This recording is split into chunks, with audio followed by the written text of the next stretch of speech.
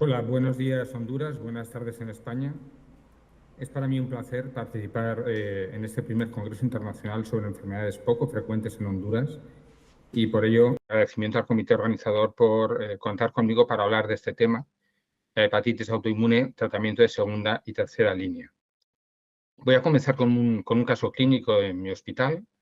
No lo llevé yo directamente, es un paciente que de la consulta nuestra y la conozco ya ahora por la situación que tiene en la actualidad y cuando presente el caso ustedes lo entenderán. Se trata de una mujer de 51 años en el año 2008 que acudía a urgencias por dolor en hipocondrio derecho, ictericia y coluria. En la analítica se vio que tenía una hepatitis aguda, también tenía la fosfatasa alcalina, la gamma GT un poquito elevadas y tenía una IgG elevada, unos anticuerpos antinucleares y antimúsculo lisopositivos. Se le realizó una biopsia hepática y se confirmó que la paciente tenía una hepatitis autoinmune. Se inició tratamiento con corticoides y acetoprina, pero la paciente presentó intolerancia a la acetoprina con vómitos. En este momento se decidió iniciar 6-mercaptopurina, presentando una normalización de las transaminasas, aunque no normalizó la IgG. Se intentó reducir los corticoides poco a poco, pero se vio que como no mejoraba la IgG, se decidió cambiar a budesonida para intentar un corticoide, digamos, con menos efectos secundarios. Sin embargo, el perfil hepático empeoró años después, por lo que se decidió reintroducir la prednisona, desarrollando en la paciente osteoporosis, aplastamientos vertebrales en el año 2018, y ya en ese momento la paciente presentaba ya un fibroscan con una fibrosis avanzada F4. En ese momento se tomó una decisión controvertida, se introdujo de nuevo la budesonida. Yo creo que aquí el médico que la llevaba entró en pánico y, bueno, pues intentó budesonida para intentar controlar la situación, pero no lo consiguió. Finalmente, acabó añadiendo mofetil micofenolato a dosis de 500 miligramos cada 8 horas, a pesar de lo cual la paciente no mejoró y un año después comenzó tratamiento con tacrolimus, mejorando por fin las transaminasas y normalizando la IgG, es decir, presentó ya una respuesta bioquímica completa. Desgraciadamente, 3 años después, en el año 2022, la paciente presentó una hepatopatía descompensada y un hepatocarcinoma, motivo por el cual se le realizó un trasplante hepático y ahí es cuando yo la conozco por primera vez, una vez ya trasplantada. Este es el guión que yo voy a seguir. En primer lugar, unas breves palabras sobre qué es la hepatitis autoinmune. Es una enfermedad rara que ocurre en pacientes con una predisposición genética, HLA, DR3 y DR4. Hasta el 2 al 5% de los pacientes que tenemos trasplantados en las unidades de trasplante hepático lo están por esta enfermedad y se caracteriza por un aumento de la IgG, de presencia de autoanticuerpos y en la biopsia hepática es típico encontrar una hepatitis de la interfase, como se ve aquí en esta arriba en la diapositiva, eh, eh, eh, aparición de células plasmáticas, que se ve aquí en la foto del medio, y necrosis centrozonal con aparición de rosetas en el área 3 del lacino. Dependiendo de los anticuerpos que tenga el paciente, si son anti-LKM positivos, consideramos que es una hepatitis autoinmune tipo 2 y si aparecen el resto de los anticuerpos, antinucleares, antimusculo liso y anti-SLA, hablamos de una hepatitis autoinmune tipo 1. La fisiopatología comienza con la activación del linfocito T por bien autoantígenos o antígenos extraños que va a determinar una diferenciación dirigida por citocinas de los linfocitos T a linfocitos T citotóxicos, de los linfocitos B a células plasmáticas y de la aparición de un tipo de linfocito T especial, que es el TH17, que va a inhibir al linfocito T regulador. Todos estos eventos van a determinar una aparición de apoptosis extrínseca del hepatocito. Estos cuerpos apoptóticos a través de la célula de Kupffer va a generar nueva apoptosis intrínseca y fibrosis a través de la activación de la célula estrellada. El objetivo terapéutico de nuestro tratamiento es la normalización bioquímica y la normalización histológica que acontece entre 3 y 8 meses después de la resolución bioquímica. Hablamos de ausencia-respuesta cuando no se produce una reducción de las transaminasas superior al 25% en las 2 primeras semanas de tratamiento y hablamos de respuesta parcial cuando hay una respuesta parcial bioquímica o histológica. Como vemos en el gráfico, la mayoría de los pacientes van a responder de forma óptima. Hasta 2/3 de los pacientes tienen una respuesta óptima, pero el tercio restante se reparten casi de forma equitativa entre los pacientes en los que falla el tratamiento, existe una respuesta incompleta o una intolerancia al tratamiento. Los factores de riesgo para el fallo del tratamiento son que sean pacientes jóvenes, presentación aguda o fulminante, una necrosis centrozonal, aparición de ictericia importante en la presentación de la enfermedad, un MELD por encima de 12 en la presentación, la presencia de HLA de tipo DR3, ausencia de mejora de los parámetros analíticos en las 2 primeras semanas de tratamiento o la aparición del anticuerpo anti-SLA positivo. Estos pacientes se debe realizar un diagnóstico diferencial con otras enfermedades hepáticas, fundamentalmente las hepatitis virales, pero también las enfermedades colestásicas autoinmunes, como la colangitis bilar primaria o la colangitis esclerosante primaria. El diagnóstico de estos pacientes se basa en prácticamente tres pilares. El primero es el score diagnóstico, que recomiendo el simplificado, que utiliza 6 parámetros y que tiene una sensibilidad, una especificidad y una exactitud muy alta para un valor por encima de 7. La histología, aunque es bastante típica, no es patognomónica, se encuentra también en otras enfermedades. Y hay que tener en cuenta que las hepatitis crónicas autoinmunes, hasta un 13% de pacientes pueden tener autoanticuerpos negativos. Y en cambio, hay anticuerpos positivos en otras enfermedades. El único anticuerpo específico de esta enfermedad es el anti-SLA. ¿Cuál es el tratamiento de inducción en estos pacientes? Y el tratamiento de mantenimiento, prednisona y acetoprina. Este es el tratamiento estándar. Dejamos el tratamiento de inducción con budesonida más acetoprina en aquellos pacientes que presentan una forma, digamos, leve de comienzo y en pacientes que no son cirróticos. Con la pauta clásica obtenemos respuestas por encima del 80% en el estudio clásico de Johnson del New England Journal of Medicine del año 1995. Existen varias pautas dependiendo del área en el mundo en el que nos encontremos. En Europa utilizamos pautas, digamos, con tratamientos a dosis más altas. Utilizamos prednisolona a dosis entre 0,1 miligramos por kilo de peso y acetoprina entre 1 y 2 miligramos por kilo de peso. En Estados Unidos, en la guía norteamericana recomienda dosis más bajas y la guía británica recomienda dosis intermedias entre ambas, con una particularidad que es recomendar el inicio de la acetoprina 2 semanas después del inicio de los corticoides con aumento progresivo de la acetoprina. Durante el diagnóstico tenemos que tener en cuenta que si el paciente tiene datos de otras enfermedades autoinmunes colestásicas, como la colangitis biliar primaria o la colangitis esclerosante primaria, estos pacientes deben recibir además tratamiento con ácido ursotoxicólico a dosis entre 13 y 15 miligramos por kilo y día. Pero hay un grupo de pacientes en los que los antimitocondriales son negativos o la colangiografía es normal, pero que presentan colestasis, como la paciente que he presentado al inicio, y que probablemente estos pacientes también pueden beneficiarse de añadir al inicio del tratamiento ácido ursodeoxicólico. Los resultados de los tratamientos son mejores con la pauta europea, con remisiones a los 6 meses en torno al 77% con transaminasas normales. Con la pauta de la americana, el porcentaje quizás es un poquito más bajo, y la inducción con micofenolato obtiene resultados muy parecidos a la pauta europea, aunque hoy por hoy no está considerado el micofenolato como primera línea de tratamiento. En ese estudio vemos dos grupos de pacientes tratados, unos con dosis bajas de prednisona y acetoprina y otros con dosis más altas de prednisona y acetoprina, y vemos cómo a los 3 meses la remisión bioquímica es mayor en el grupo de pacientes tratados con dosis más altas. Esta ventaja también se obtiene a los 6 meses, pero a los 12 meses ambas respuestas son parecidas. Con respecto a la desaparición de la hepatitis, después de la resolución bioquímica, también la desaparición de esta hepatitis es más rápida en los pacientes que recibieron dosis más altas. Y la supervivencia o muerte por causa hepática o trasplante hepático es favorable también o más favorable en los pacientes que recibieron dosis más altas de tratamiento. Con respecto a la inducción con budesonida, en este estudio ya un poco antiguo del año 2010, se puede comprobar que la inducción se asocia a una buena respuesta a los 3 meses y con menos efectos adversos.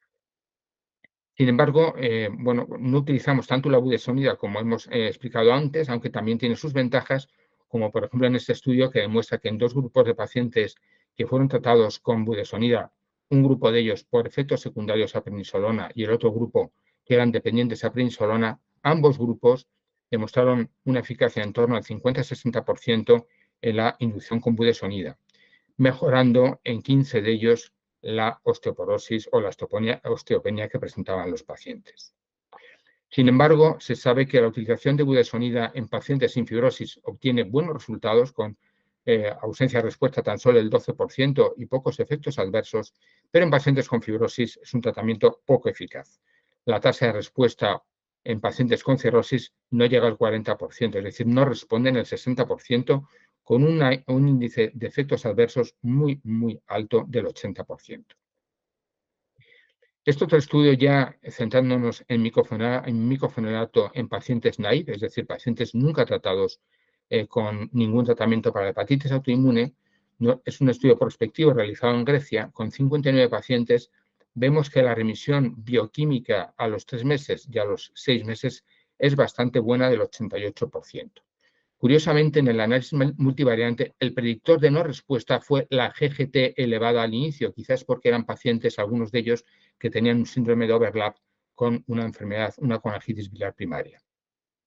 La retirada de prednisona se pudo realizar con una mediana de 8 meses y a los 2 años prácticamente el 90% de los pacientes habían retirado los corticoides. Este otro estudio también con micofenolato en pacientes naive con un grupo pequeño con acetoprina. Aquí ya compara un grupo con acetoprina frente a un grupo con micofenolato. Vemos que la tasa de respuesta a los 3 y a los 6 meses es más alta en el grupo paciente con micofenolato. Tan solo hubo 2 pacientes que precisaron discontinuar el micofenolato y a los 4 años de tratamiento se pudo retirar el tratamiento inmunosupresor. Los niveles bajos de ALT a los 6 meses fueron un factor predictivo de respuesta completa al tratamiento. Este otro estudio que está ahora mismo recientemente publicado en el Journal of Hepatology también hace referencia a la comparación de tratamiento con micofenolato y esteroides frente a acetoprina y esteroides, donde vemos que la respuesta de micofenolato es muy superior a la respuesta con acetoprina. Sin embargo, este estudio está siendo muy criticado porque tan solo el 48% de los pacientes tenían un diagnóstico compatible con hepatitis crónica autoinmune. El grupo de acetoprina tenía un MEL más alto y una albúmina más baja, por lo tanto eran pacientes en peor situación clínica. No se hizo TPMT, la tiopurinmetiltransferasa la utilizamos para saber la dosis máxima que podemos dar de acetoprina, por lo tanto no podían establecer cuál era la dosis máxima de acetoprina para dar en estos pacientes. Además, se sabe que la acetoprina en su efecto es más lento que el micofenolato. Y también otra crítica que se le realiza a este estudio, y esto hay que tenerlo en cuenta, que mientras que la acetoprina se puede dar durante el embarazo, el micofenolato es teratogénico y no se puede dar durante el embarazo. ¿Y cuáles son las consecuencias de una remisión rápida de estos pacientes? Pues todos los estudios nos dicen que la incidencia de cirrosis, de descompensación de su hepatopatía o de mortalidad relacionada con causa hepática, trasplante o trasplante hepático es claramente inferior.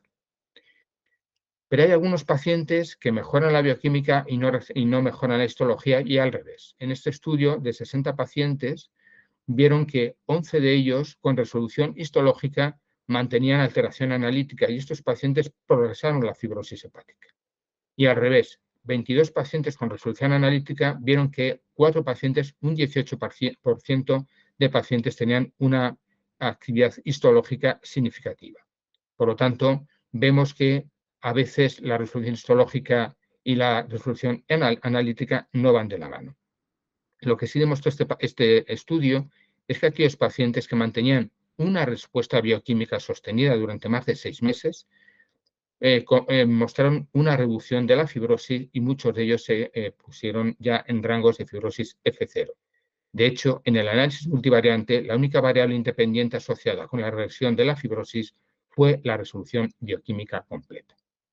En este otro estudio, también de pacientes con resolución bioquímica, vemos cómo la ausencia de resolución histológica se asocia a una peor supervivencia. Este estudio, que está también en prensa ahora mismo en el Journal of Hepatology, viene a decir lo mismo. Aquellos pacientes que presentan elevación de transaminasas a los 6 meses o elevación de la ALT a los 6 meses van a mostrar una peor supervivencia. Y nos dice también otro dato importante en estas gráficas, y es que los cirróticos en general tienen una peor respuesta. En línea roja, los cirróticos responden peor. Y es más, cuando utilizamos dosis altas de esteroides, vemos que los cirróticos responden muy mal al tratamiento con corticoides. En esta otra diapositiva, en este otro trabajo también reciente de Pathology, vemos que aquellos pacientes que tienen cirrosis o aquellos pacientes que tienen un síndrome overlap con anfitis biliar primaria o con anfitis esclerosante primaria, o que no tienen respuesta bioquímica a los 6 meses, o que no presentan respuesta bioquímica completa, van a tener una peor supervivencia. ¿Y qué pasa cuando tenemos una respuesta subóptima? Ahí nos tenemos que plantear varios escenarios. El primero de ellos es si el paciente no tiene o la paciente no tiene otro diagnóstico, si cumple con el tratamiento y está tomando la medicación, si tiene una colestasis que no ha sido tratada y por lo tanto debería recibir tratamiento con ácido ursotoxicólico, o realmente es una hepatitis autoinmune refractaria. En este estudio, para hablar de adherencia, con 52 pacientes, 28 respondedores y 24 no respondedores, curiosamente la mayoría de ellos decían que sí que se tomaba la medicación. Se vio que en el grupo de no respondedores, en las diferentes escalas para estudiar la depresión, la ansiedad o la desconfianza en la pareja, dieron valores significativamente más altos. Es decir, estos pacientes parece que por su depresión, su ansiedad o por su desconfianza con la pareja, que a veces ayuda mucho en el tratamiento de las enfermedades crónicas, podrían realmente no ser buenos cumplidores con el tratamiento. ¿Y qué pasa con la intolerancia a los diferentes fármacos? Con respecto a los corticoides, la intolerancia es muy elevada si mantenemos dosis altas de corticoides por encima de 20 miligramos durante muchos meses. Estos pacientes van a desarrollar efectos secundarios del orden de osteoporosis, hipertensión, hipertricosis, cara de luna llena, etc. La estrategia en estos pacientes es aumentar la dosis de acetoprina en función de los niveles de la TPMT, cambiar a budesonida si el paciente no tiene cirrosis, porque si tiene cirrosis debido al establecimiento de circulación o de colaterales portosistémicas, la budesonida va a pasar a la circulación general y va a tener los mismos efectos secundarios que los corticoides clásicos. Con un corticoide menos potente como la budesonida, es decir, no tenemos mucho que ganar en estas circunstancias. O cambiar a micofenolato. Con respecto a la toxicidad por acetoprina, las citopenias son frecuentes, casi en el 50% de los pacientes, y hasta el 10% de los pacientes pueden necesitar suspender la acetoprina por efectos secundarios graves como pancreatitis, artralgias, fiebre o rash. En estos casos, el tratamiento alternativo es la 6-mercaptopurina o el micofenolato. La actividad TPMT en estos casos puede ayudar, pero la actividad TPMT no predice la toxicidad, es decir, ni el genotipado ni el fenotipado de la TPMT nos va a predecir la toxicidad. De hecho, la intolerancia, aunque la intolerancia a la acetoprina se asocia a niveles menores de actividad de la TPMT, la mayoría de los pacientes con intolerancia a la acetoprina presentan niveles de TPMT normales o casi normales. De hecho, la propia cirrosis se asocia a más citopenia que la propia acetoprina. Con respecto al fallo de la médula ósea, en pacientes que tienen ausencia de actividad de TPMT es muy infrecuente, tan solo el 0,3%. Es de destacar que en el estudio de Indorf, en el año 2018, si no recuerdo mal, perdón, en el año 2009, los 4 pacientes que discontinuaron tratamiento con acetoprina por hepatotoxicidad y que iniciaron tratamiento con 6-mercaptopurina también desarrollaron hepatotoxicidad. En este escenario puede ser interesante estudiar los metabolitos, la 6-tioguanina y la 6-metilmercaptopurina, de tal manera que aquellos pacientes que tienen niveles por debajo de 50 son pacientes que no se están tomando la medicación y hay que insistir en que se la tomen. Aquellos pacientes que tienen niveles por debajo de 220 hay que aumentar la dosis. Aquellos pacientes que tienen niveles entre 220 y 450 y no han respondido realmente son no respondedores y hay que plantear una tercera línea. Y por último, aquellos pacientes que tienen una 6-metilmercaptopurina muy elevada se consideran hipermetiladores y se pueden beneficiar de dosis bajas de acetoprina combinado con allopurinol. Si el paciente no responde y estamos seguros de que estamos en el diagnóstico correcto, que el paciente toma la medicación y demás, tenemos que pasar a una segunda línea de tratamiento. La segunda línea de tratamiento pues incluye la 6-mercaptopurina y el micofenolato. Y hay que tener en cuenta que son más eficaces estos fármacos en indicación por intolerancia que por respuesta insuficiente. De tal manera, perdón, que si sospechamos un problema de adherencia o de que hay otras enfermedades, debemos optimizar el tratamiento de primera línea. Si hay intolerancia a los corticoides, debemos barajar la posibilidad de utilizar budesonida, si no es cirrótico el paciente. Y en caso de intolerancia a cetoprina, tenemos que pasar a un tratamiento de segunda línea, micofenolato o 6-mercaptopurina o tioguanina, y si no responden, utilizar fármacos de tercera línea como tacrolimus o ciclosporina. El 50-78% de los pacientes que son intolerantes a cetoprina también lo van a ser a 6-mercaptopurina, y en cambio 2/3 de los intolerantes, cuando son tratados con micofenolato, van a responder a este fármaco. Estos dos metaanálisis con micofenolato lo que demuestran es que el 58% de los pacientes que no habían respondido previamente a cetoprina van a responder.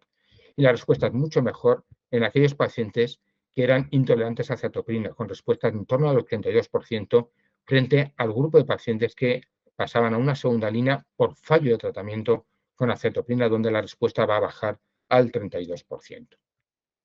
Todos los estudios con pocos pacientes, con 6-mercaptopurina en pacientes intolerantes a cetoprina, vemos una respuesta completa del 36% con 6-mercaptopurina y del 85% cuando utilizamos tioguanina. Si a pesar de ello el paciente no responde, nos tenemos que plantear una tercera línea, porque, como ya hemos comentado, un porcentaje de pacientes son intolerantes o no hay respuesta o son refractarios. Tenemos que valorar en estos casos la edad que tenga el paciente, no es lo mismo tener 80 años o ser un niño de 10 años, y los riesgos o las comorbilidades cardiovasculares, renales, infecciosas o metabólicas. Incluso tenemos a veces que volver a rebiopsiar al paciente buscando otro diagnóstico diferente al que teníamos hasta ese momento de hepatitis crónica autoinmune. La base racional para utilizar otros fármacos, fundamentalmente los inhibidores de la calcinurina como ciclosporina o tacrolimus, o los inhibidores del mTOR como sirolimus o everolimus, o los fármacos biológicos, es que en otras situaciones, en otras enfermedades, han demostrado una alta eficacia en el control de la respuesta inmune. En este estudio, comparando micofenolato frente a tacrolimus en pacientes intolerantes, vemos que la respuesta completa fue muy alta, por encima del 90%. En cambio, cuando los pacientes presentaban ineficacia en primera línea, el micofenolato comparado con tacrolimus fue inferior en su respuesta frente a tacrolimus, es decir, fue más efectivo tacrolimus que micofenolato en pacientes en los que falló la cetoprina.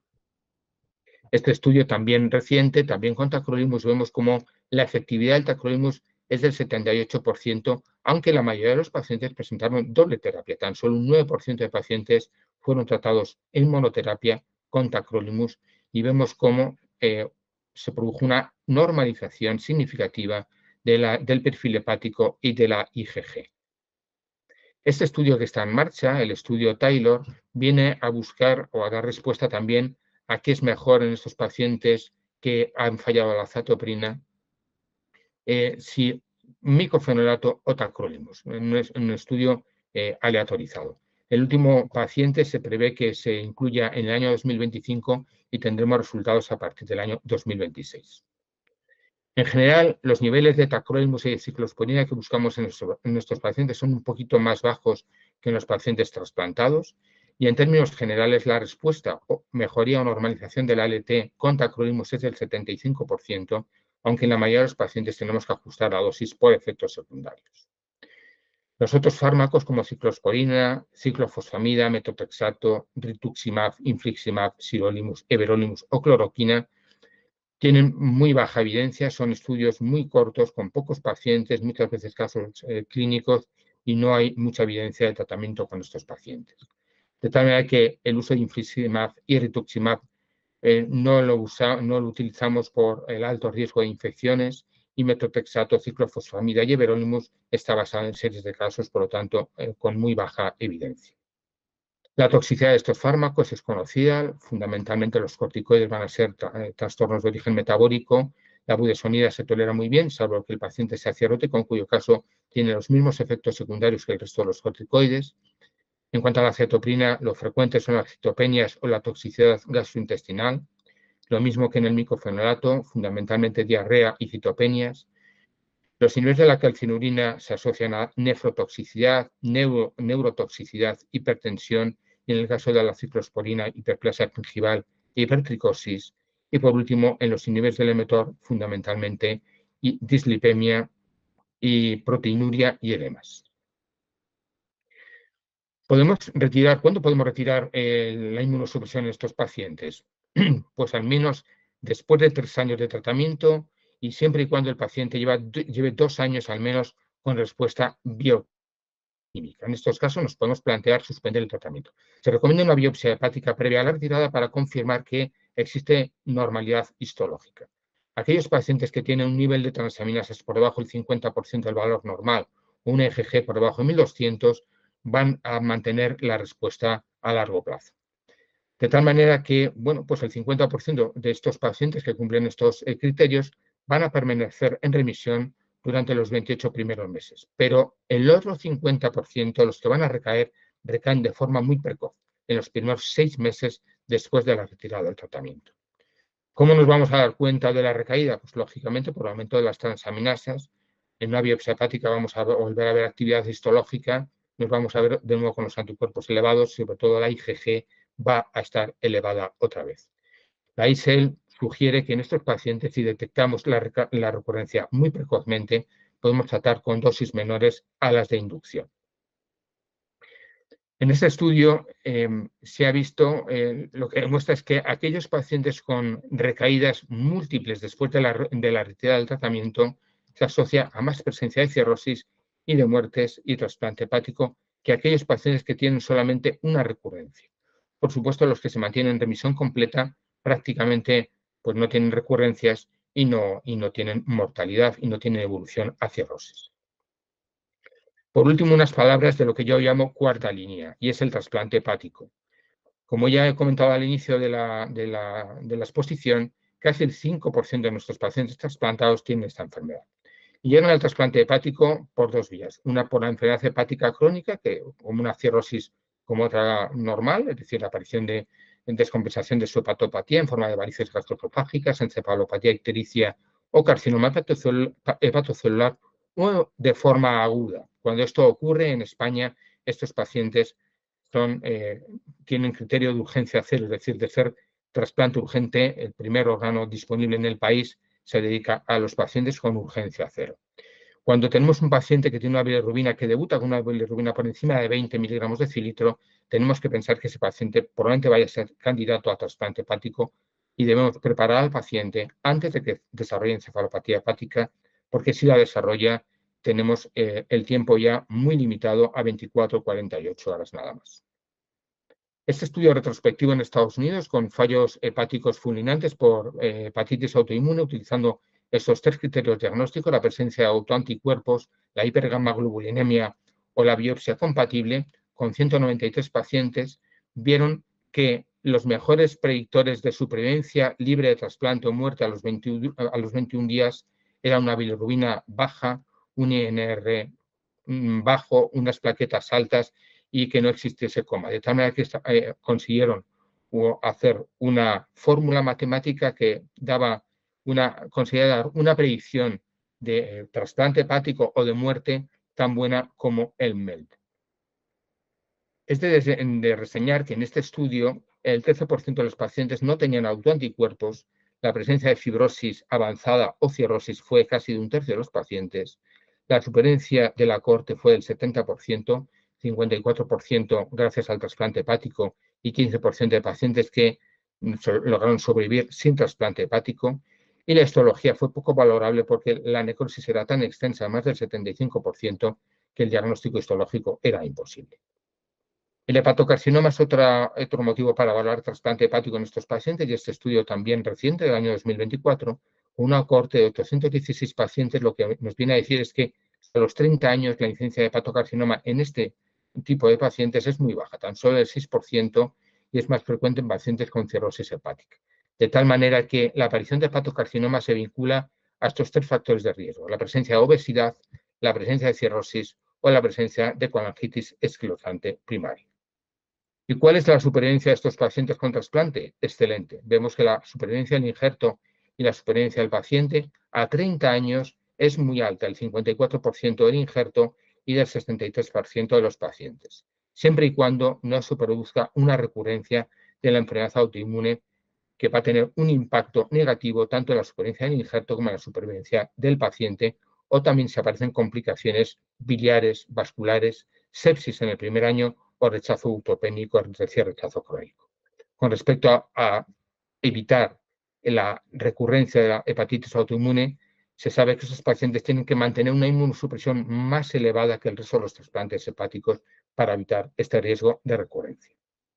¿Y cuál es el futuro? Ahora mismo hay ensayos clínicos en marcha, fundamentalmente intentando regular la respuesta inmune en forma de expandir los linfocitos T reguladores o bloquear el factor activador de los linfocitos B encargados de la generación de anticuerpos por parte de las células plasmáticas.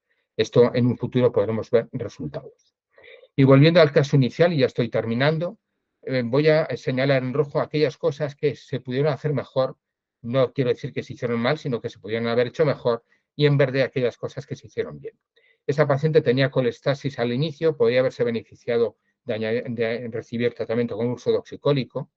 Cuando presentó vómitos por acetoprina, deberíamos haber hecho unos niveles de TPMT para saber hasta qué dosis podíamos dar.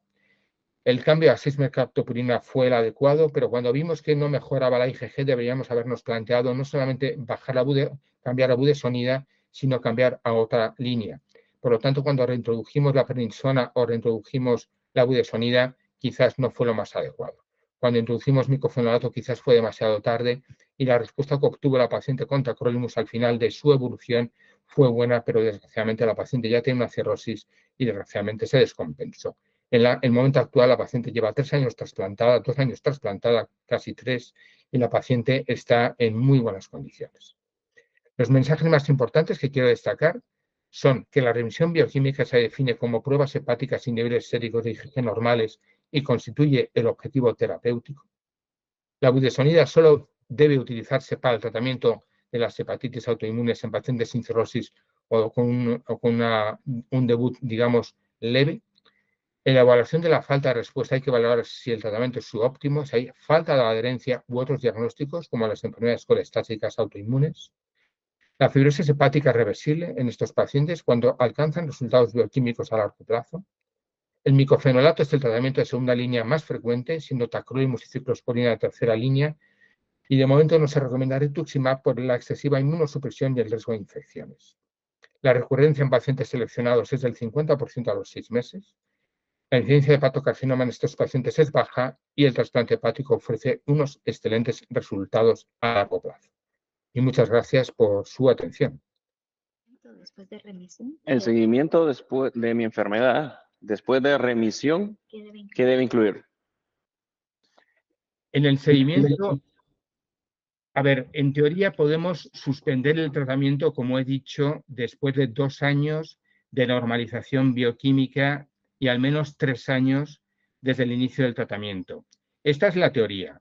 En mi experiencia, la mayoría de las ocasiones, cuando intentamos retirar el tratamiento, el paciente, en más del 50% de los casos, reaparece la enfermedad. Por lo tanto, cuando tomamos la decisión de retirar el tratamiento, tenemos que hacer un seguimiento muy estricto de esos pacientes con analítica, con transaminasas, al principio todos los meses, para ver qué pasa. Si en los primeros 6 meses el paciente o la paciente no sube la IgG y las transaminasas normales, digamos que ya nos tranquilizamos y tranquilizamos al paciente. Pero los 6 primeros meses son críticos a la hora de la recurrencia de la enfermedad. El FibroScan, por ejemplo, del cual no he hablado porque, bueno, el FibroScan lo utilizamos en pacientes con hepatitis crónica autoinmune, no en la fase de inicio, cuando todavía hay inflamación, porque la propia inflamación aumenta la rigidez hepática. Entonces, el primer FibroScan válido, que nos ayuda mucho en el seguimiento de estos pacientes, es cuando el paciente tiene ya una respuesta bioquímica completa. En ese momento hacemos un FibroScan y vemos qué grado de fibrosis tiene. Y ese grado de fibrosis nos va a permitir saber cuál es la evolución posterior de ese paciente. De tal manera que a lo largo del seguimiento si ese paciente se queda en fibrosis cero, cuando decidamos retirar la medicación, si al retirar la medicación, además de la analítica, vemos que el fibroscan sube la rigidez hepática, también es un dato de que el paciente está presentando una recurrencia. Y a veces no es necesario ni siquiera llegar a hacer una biopsia hepática, que tiene sus complicaciones y sus efectos secundarios. Y por lo tanto el fibroscan nos puede ayudar en ese aspecto junto con la analítica para, digamos, adelantarnos al acontecimiento de la recurrencia, ¿vale?